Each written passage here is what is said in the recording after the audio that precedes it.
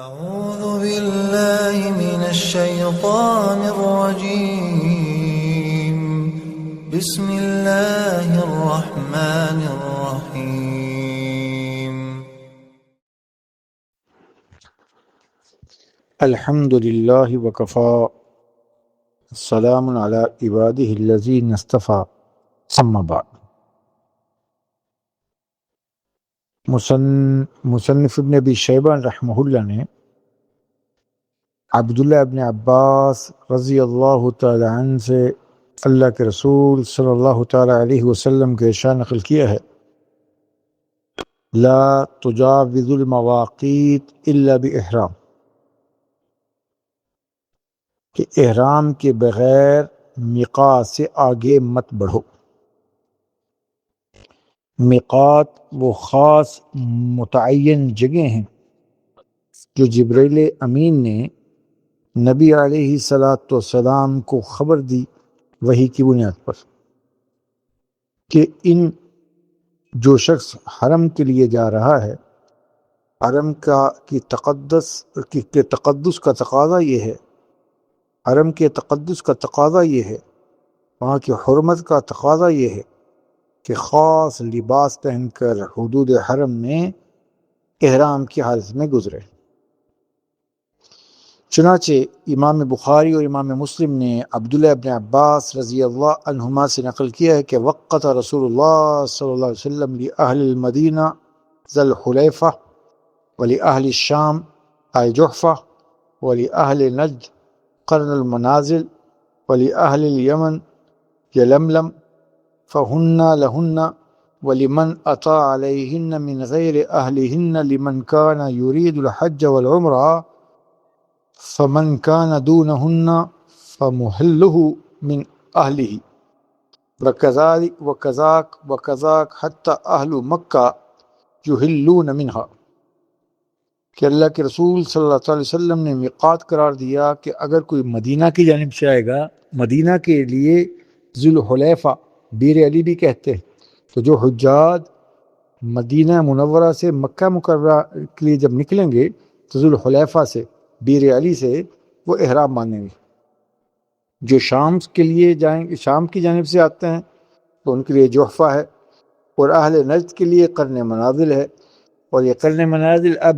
جو طائف کی جانب سے آئیں گے ان کے لیے یہ رستے میں پڑے گا میقات، جو لہذا جو لوگ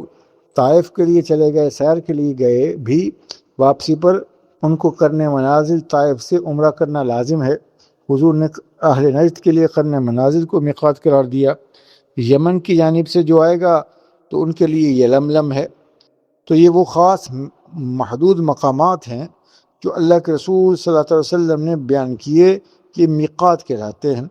یہاں کے رہنے والوں کے لیے بھی اور دوسرے علاقے والوں کے لیے بھی جو یہاں سے گزریں گے، جو اس ڈائریکشن سے گزرے گا، جس ڈائریکشن سے، چاہے یہ مدینہ کا ہے یا مدینہ آیا ہوا ہے اور مکہ جانا چاہ رہا ہے، تو وہ ذی الحلیفہ سے، اور جو طائف کا ہے تو وہ قرن منازل سے یا نجد کا ہے، اور اگر کوئی طائف سیر کے لیے بھی گیا تو وہ بھی قرن منازل سے احرام باندھے گا حج اور عمرہ کے لیے۔ اور جو لوگ میقات کے اندر یعنی حل میں رہتے ہیں، یعنی ان آؤٹر موسٹ باؤنڈری کے اندر اور مکہ سے باہر، تو ان لوگوں کو اہل حل کہتے ہیں۔ ان کے احرام باندھنے کی جگہ ان کا گھر ہے، لہذا کوئی جدہ کا رہائشی ہے یا کوئی ان جگہوں کے اندر کا رہائشی ہے تو اپنے گھر ہی سے احرام باندھ لے، ان کے لیے شریعت نے اجازت دی۔ اور ایسے ہی جو اور اندر کے ہیں اہل مکہ، اور جو اندر کے ہیں یہاں تک کہ مکہ والے یعنی اہل حرم، وہ اپنے گھر مکہ ہی سے احرام باندھیں گے۔ انہیں حج اور عمرہ کا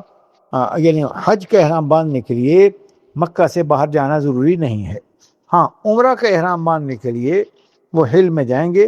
تو دو جگہ ہیں ہل ہیں۔ عمرہ اگر کوئی مکہ میں رہائشی ہے اور وہ عمرہ کرنا چاہے تو دو جگہ ہیں، یا تو وہ ہل میں جائے گا، یا تو مسجد عائشہ چلا جائے وہاں سے احرام باندھ لے، اور یا پھر وہ جو ہے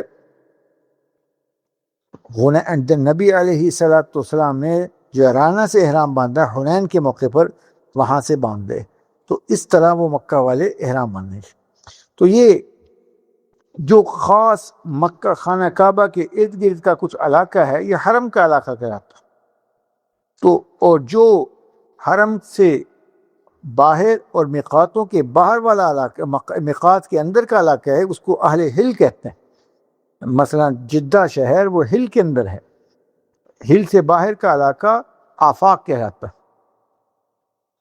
تو جو آفاقی شخص یعنی ہل سے باہر کا شخص، آؤٹر موسٹ باؤنڈری کا شخص، وہ مذکورہ بالا مقامات حج اور عمرہ جو ہے کے لیے جب آئے تو ان مقامات کو ان کے لیے شریعت نے میقات قرار دیا. یہاں تک تو بغیر احرام کے آ سکتا ہے، اس سے آگے احرام کے بغیر نہیں جا سکتا. اہل ہل جو ہیں وہ اور یا میقات پر رہنے والوں کے لیے پورا ہل ان کے حج اور عمرہ دونوں کے لیے احرام کی میقات ہے. اور مکہ والوں کے لیے چاہے وہ مستقل مکہ میں رہتے ہوں یا چند دنوں کے لیے حج کے لیے مکہ گئے تو ان کے حج کے احرام کے لیے میقات حرم ہے اور عمرہ کے لیے ہل ہے.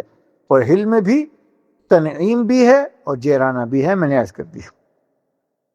اور پھر اگر کوئی شخص میقات بغیر احرام کے پار کر جائے تو اس پر دم لازم آئے گا. بصورت دیگر یہ صورت ہو سکتی ہے کہ واپس کسی بڑے میقات پر جائے اور وہاں سے احرام باندھ کر واپس آئے، بشرطے کہ اس نے عمرہ شروع نہ کیا. چنانچہ امام شافعی رحمہ اللہ نے اپنی مسند میں ابو شعثاء رضی اللہ تعالیٰ عنہ جو عبداللہ ابن عباس رضی اللہ تعالیٰ عنہ کے شاگردوں میں سے ہیں، ان کو دیکھا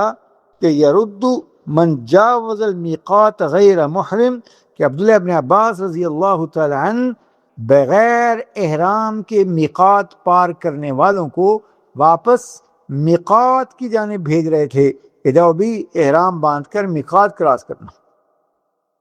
اگر کوئی شخص واپس چلا گیا تو اچھی بات ہے، لیکن اگر کوئی واپس نہ جائے، مثلا کسی نے مکہ مکرمہ جاتے ہوئے جدہ پہنچ کر احرام باندھا، یعنی جبکہ جدہ اہل حلم میں سے ہے، سب وہاں سے سیدھا مکہ مکرمہ آ گیا تو اس پر ایک دم لازم آئے گا، ایک بکرا یا بکری ذبح کرنا پڑے گا.